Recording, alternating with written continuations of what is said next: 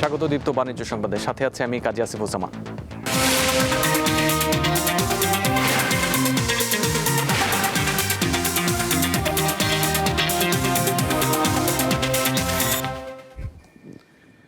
Dhaka stock এক্সচেঞ্জে সূচকের ঊর্ধ্বমুখীর মধ্যে দিয়ে চলছে সপ্তাহের প্রথম কর্মদিবসের লেনদেন। প্রথম ১.৫ ঘন্টায় সূচক বেড়েছে ১৫ পয়েন্ট। এখন পর্যন্ত ১৭৬টি কোম্পানির শেয়ারের দাম বেড়েছে, কমেছে ১১৪টির, আর অপরিবর্তিত আছে ৮৯টি কোম্পানির শেয়ারের দাম। প্রথম ১.৫ ঘন্টায় হাত বদল হয়েছে ১৮২ কোটি টাকার শেয়ার। বৃহস্পতিবার সপ্তাহের শেষ কর্মদিবসে লেনদেন হয়েছিল ৩৬৮ কোটি টাকা। এদিকে চট্টগ্রাম স্টক এক্সচেঞ্জেও আজ লেনদেনের সূচক ঊর্ধ্বমুখী।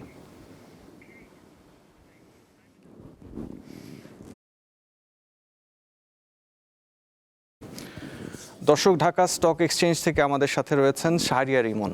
চলে যাচ্ছি তার কাছে। ইমন, কি কারণে দেশের প্রধান পুঁজিবাজারে লেনদেনের সূচক আজ ঊর্ধ্বমুখী আমাদের জানাবেন।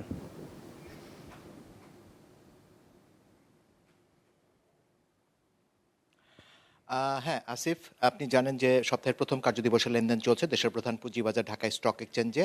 আর চলতি যে নতুন বছরের কিন্তু প্রথম লেনদেন হয়েছিল বৃহস্পতিবার, এবং তারপরে কিন্তু আজকে আপনার দ্বিতীয় লেনদেন হচ্ছে আপনার।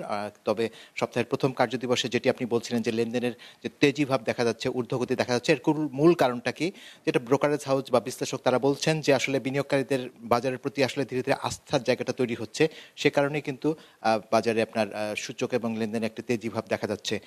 আর আমরা যদি এখন প্রথম ২ ঘন্টায় আসলে লেনদেন পরিস্থিতি একটু দেখি, সেটাতে দেখবো যে দেশের প্রধান পুঁজিবাজার ঢাকা স্টক এক্সচেঞ্জের ডিএসইএক্স সূচক আপনার এখন পর্যন্ত ২৮ পয়েন্ট বেড়ে মোট সূচক অবস্থান করছে ৪,৯৩৮ পয়েন্টে। এছাড়া যদি আমরা লেনদেনের ক্ষেত্রে দেখি যে যে সমস্ত কোম্পানিগুলো লেনদেন হচ্ছে সেগুলোর ভিতরে আমরা দেখছি ১৯৪টির দাম বেড়েছে, দাম কমেছে ১০৩টি, দামের কোনো তারতম্য ঘটেনি ৮৪টি কোম্পানি শেয়ারের ক্ষেত্রে।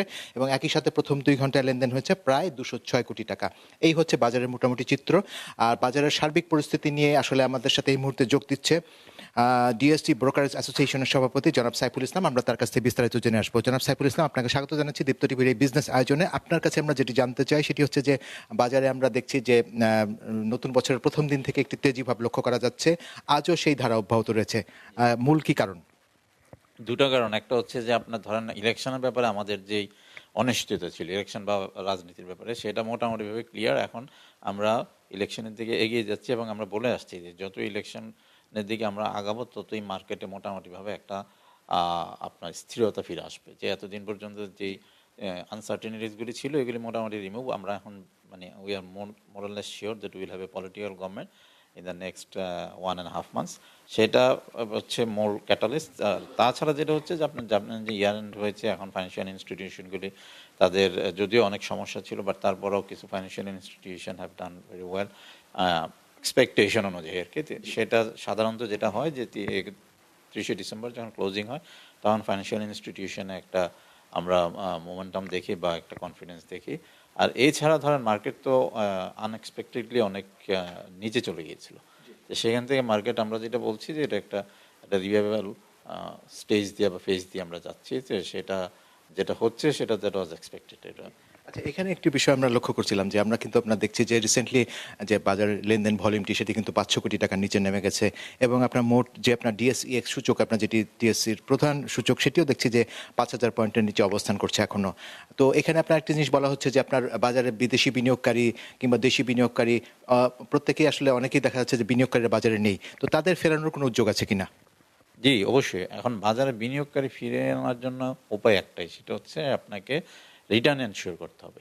হ্যাঁ, যে সেটা হচ্ছে ইন টার্মস অফ ডিভিডেন্ড বা পে আউট রেশিওটা আপনার একটু হাই করতে হবে, এবং তাছাড়া আপনার গভর্নেন্সটা এনশিওর করতে হবে যে আপনি যখনই বিদেশি বিনিয়োগকারী বলবেন তখন এটার কোনো অল্টারনেটিভ নেই। গভর্নেন্স, অ্যাকাউন্টেবিলিটি, ট্রান্সপারেন্সি, এই তিনটা জিনিস আমাদেরকে ডেভেলপ করতে হবে, উত্তরোত্তর উন্নয়নের দিকে যেতে হবে, এবং same goes for the local investors also. আমাদের কোয়ালিটি অফ স্টকস বাড়াতে হবে। আর সবশেষ আপনার কাছে যেটি জানতে চাই সেটি হচ্ছে যে নতুন বছরে আসলে বিনিয়োগকারীরা তাদের বিনিয়োগ সিদ্ধান্ত কিভাবে নেবেন, আপনার পরামর্শ?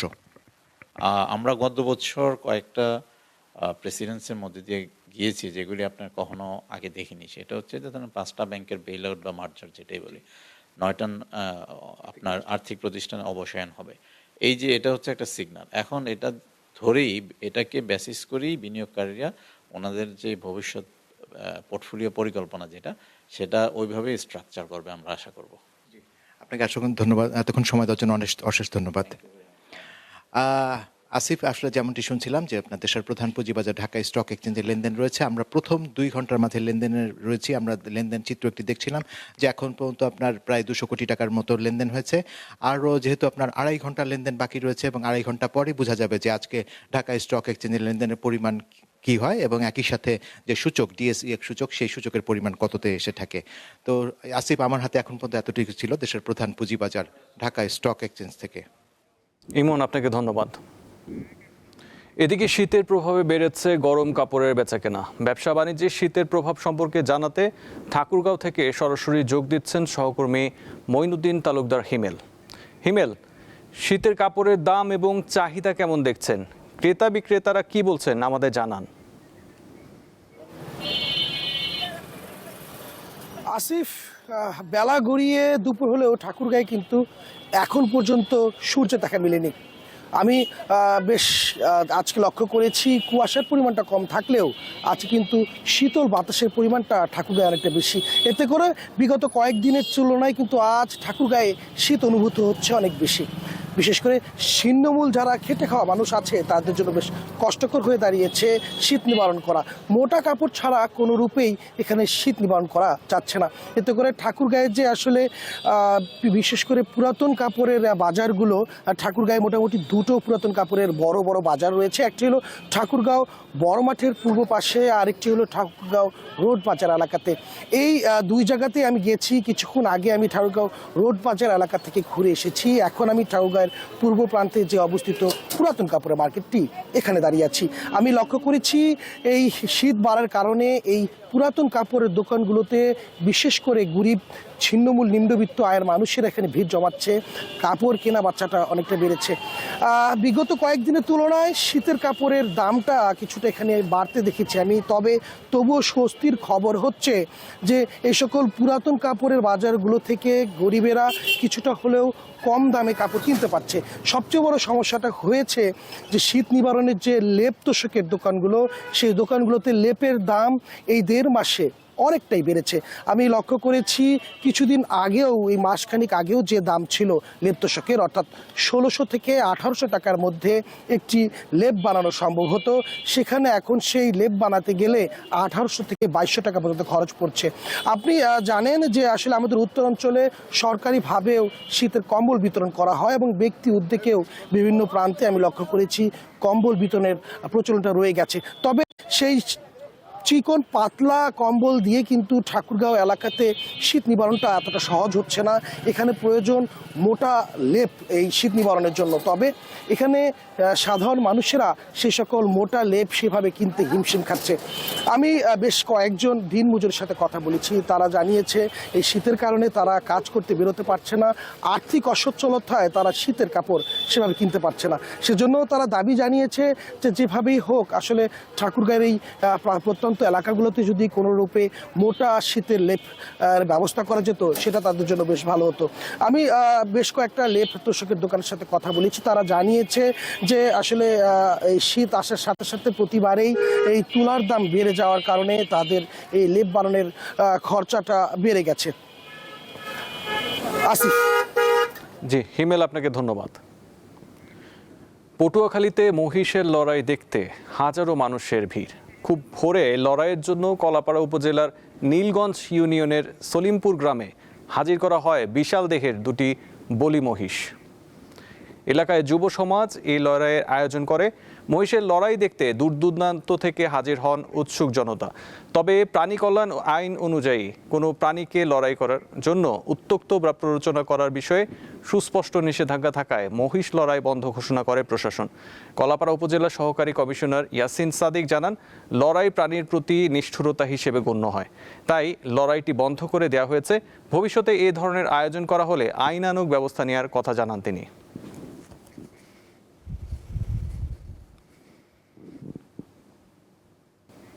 25 বছর ধরে খেজুরের রস থেকে পাটালি গুড় তৈরি করছেন যশোরের সীমান্তবর্তী গ্রাম শার্শার কামাল হোসেন। তার তৈরি নলেন গুড় যাচ্ছে America, Malaysia, Italy, Singapore, Bharat সহ বিভিন্ন দেশে। শুধু কামাল নয়, গুড় তৈরি করছেন গ্রামের আরও প্রায় 200 গাছি। আঞ্চলিক প্রবাদে আছে যশোরের যশ খেজুরের রস। শীত যেন যশোরের খেজুরের রস ছাড়া পূর্ণতাই পায় না। শীত নামার সঙ্গে সঙ্গে জেলার বিভিন্ন গ্রামে খেজুরের রস ও গুড়ের নানা পিঠা, পায়েস সহ নানা সুস্বাদু খাবার বানানোর ধুম পড়ে। খেজুরের রসের খাঁটি পাটালি গুড়ের জন্য বিখ্যাত যশোরের শার্শা উপজেলার উলাশী ইউনিয়নের জিরানগাছা গ্রাম। দূর দূরান্ত থেকে গুড়ের জন্য অনেকেই ছুটে আসেন এই গ্রামে।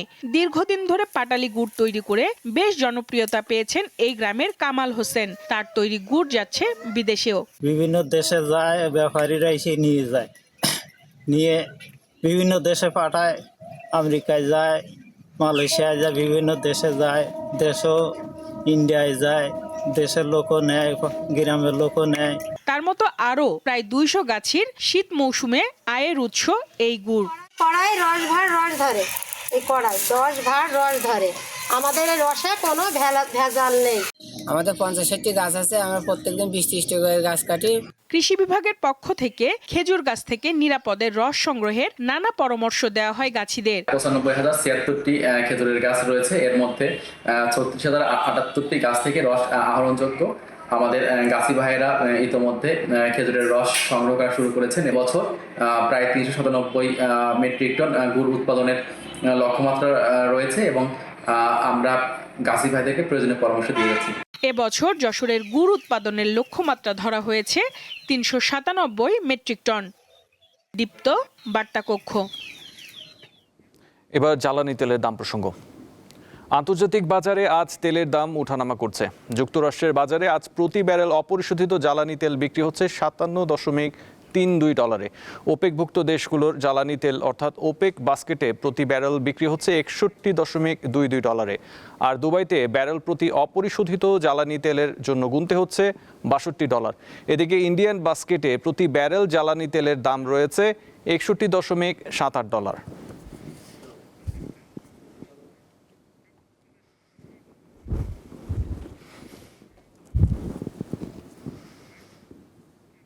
এই ছিল এখনকার দীপ্ত বাণিজ্য সংবাদ। এরপর দীপ্ত আন্তর্জাতিক সংবাদ দেখার আমন্ত্রণ জানিয়ে শেষ করছি। ধন্যবাদ।